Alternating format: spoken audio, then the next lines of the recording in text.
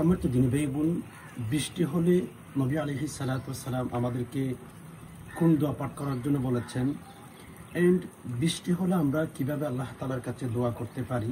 রাসূলুল্লাহ সাল্লাল্লাহু আলাইহি ওয়াসাল্লাম স্পষ্ট বলেছেন, যখন বৃষ্টি হয়ে থাকে সে সময় যদি কোনো বান্দা আল্লাহ তাআলার কাছে দোয়া করেন, আল্লাহ পাক রব্বুল আলামিন তাদের দোয়া সাথে সাথে কবুল করে ফেলেন। সুবহানাল্লাহ।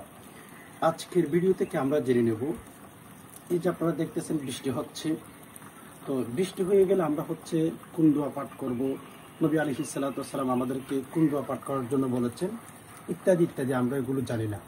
সো আমি দোয়াটি স্ক্রিনে উচ্চারণ দিয়ে দেব। বৃষ্টি হলে আমরা কোন দোয়া পাঠ করতে পারি, নবী আলাইহিস সালাতু ওয়াস সালাম কোন দোয়া পাঠ করতেন, এন্ড কিভাবে দোয়া করলে বৃষ্টির সময় আল্লাহ তাআলা আমাদের দোয়া কবুল করেন, এই বিষয়গুলো একদম সংক্ষিপ্তভাবে জেনে নেওয়ার চেষ্টা করব। ওমা তৌফিকি ইল্লা বিল্লাহ। দেখুন, আল্লাহ পাক রব্বুল আলামিন আমাদেরকে যে সময়গুলো দিয়েছেন, ওই সময়ের মধ্যে আমরা যদি কিছু সময়কে অ্যানালাইসিস করে বের করতে পারি, কিছু সময় দোয়া করলে আল্লাহ পাক রব্বুল আলামিন দোয়ার সাথে সাথে কবুল করে নেন। তো সেই সময় থেকে রাসূলুল্লাহ সাল্লাল্লাহু আলাইহি ওয়াসাল্লাম বলেছেন, যেমন বৃষ্টির সময় যখন দুনিয়ার মধ্যে বৃষ্টি হয়ে থাকে, সে সময় যদি আমরা আল্লাহ তাআলার কাছে দোয়া করতে পারি, প্রার্থনা করতে পারি, আল্লাহ পাক রব্বুল আলামিন আমাদের দোয়া কবুল করে নেবেন। সুবহানাল্লাহি ওয়া বিহামদি। যেমন সাহাবী একরাম সহ নবী আলাইহিস সালাতু ওয়াস সালাম এক জায়গার মধ্যে যাচ্ছিলেন, নবী আলাইহিস সালাতু ওয়াস সালাম এভাবে বৃষ্টির মধ্যে হাত দিয়ে বলতেছিলেন যে তোমরা বৃষ্টির সময় দোয়া করো, কেননা এই বৃষ্টিগুলো এখন সরাসরি আল্লাহ পাক রব্বুল আলামিনের তরফ থেকে এসেছেন। সুবহানাল্লাহি ওয়া বিহামদি। তো এই জন্য আমাদের দেশের পরিবেশ দেখা যাচ্ছে, এই যে বৃষ্টি হওয়ার সময় মানুষ গুনাহের কাজ করে। যখন বৃষ্টি হয় তখন কিন্তু মানুষ গুনাহের সাথে জড়িত হয়ে যায়। অথচ আমাদের উচিত আমরা বৃষ্টির সময় আল্লাহ তাআলার কাছে দোয়া করব। যেহেতু দোয়া কবুল হওয়ার সময়, ওই সময় আমরা দোয়া করলে আল্লাহ পাক রব্বুল আলামিন আমাদের দোয়া কবুল করে নেবেন। সুবহানাল্লাহি ওয়া বিহামদি। তো দেখেন, আমরা যে জায়গাতে থাকি, যখন বৃষ্টি হবে তখন ওযু করব, 2 রাকাত নফল নামাজ পড়ে আমরা আল্লাহ তাআলার কাছে দোয়া করতে পারি। আমাদের মনের ভেতরে অনেক অনেক আশা আছে, অনেক অনেক স্বপ্ন আছে। সো আমরা যদি ওই দোয়াগুলো বৃষ্টির সময় আল্লাহ তাআলার কাছে চাইতে পারি, বলতে পারি, ইনশাআল্লাহ আল্লাহ পাক রব্বুল আলামিন আমাদের দোয়া কবুল করে নেবেন। তো যাই হোক, উযু করে 2 রাকাত নফল নামাজ পড়ে আপনি আরবিতে চাইলে আরবিতে দোয়া করতে পারেন, বাংলায় চাইলে বাংলায় দোয়া করতে পারেন। তবে হ্যাঁ, যখন অতিরিক্ত বেশি বৃষ্টি হবে, অনেক মানুষ অনেক জায়গাতে দেখা যাচ্ছে বৃষ্টির সময় কোন দোয়া পাঠ করবে, রাসূলুল্লাহ সাল্লাল্লাহু আলাইহি ওয়াসাল্লাম কোন দোয়া শিখিয়ে দিয়েছেন, অনেকেই জানেন না।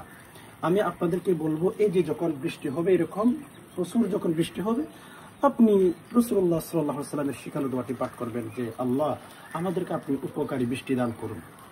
এই দোয়াটি যদি পাঠ করতে পারেন, আল্লাহ পাক রব্বুল আলামিন মশালধারে যখন বৃষ্টি দিয়ে থাকেন, এমন বৃষ্টি হয়ে থাকে যে বৃষ্টিগুলো আমাদের ঘরের ক্ষতি করে, আমাদের পরিবেশ নষ্ট করে দিয়ে থাকে, ইত্যাদি ইত্যাদি। তো বৃষ্টি হচ্ছে আমাদের জন্য নিয়ামত। আমাদের গুনাহের কারণে, আমাদের অপকর্মের কারণে সেগুলো পরিণত হয়ে যায় আমাদের লানত হিসাবে, আমাদেরকে ধ্বংস করে দেয়।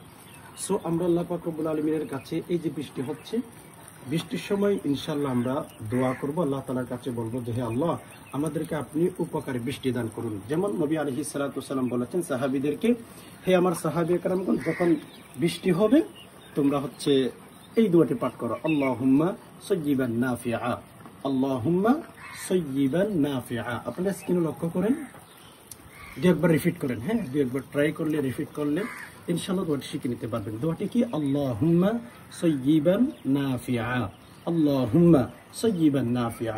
এই যে বর্তমান আমার পেছনে দেখতেছেন বৃষ্টি হচ্ছে, সো এই যে বৃষ্টির সময় যদি আপনারা এই দোয়াটি পাঠ করতে পারেন, মশাল দ্বারা যখন বৃষ্টি হয়ে থাকে, ওই বৃষ্টিগুলোকে আল্লাহ পাক রব্বুল আলামিন এমনভাবে করে দিবেন আপনার উপকার হয়, আপনার ক্ষতি হয় সেরকম বৃষ্টি আল্লাহ তাআলা দিবেন না। এই দোয়াটি পাঠ করবেন, আল্লাহুম্মা সাইয়্যিবান নাফিআ। এই যে বৃষ্টি দেখতেছেন, এখন কিন্তু আমি যে জায়গাতে দাঁড়িয়ে আছি, আলহামদুলিল্লাহ বৃষ্টি হচ্ছে, তবে বেশি না।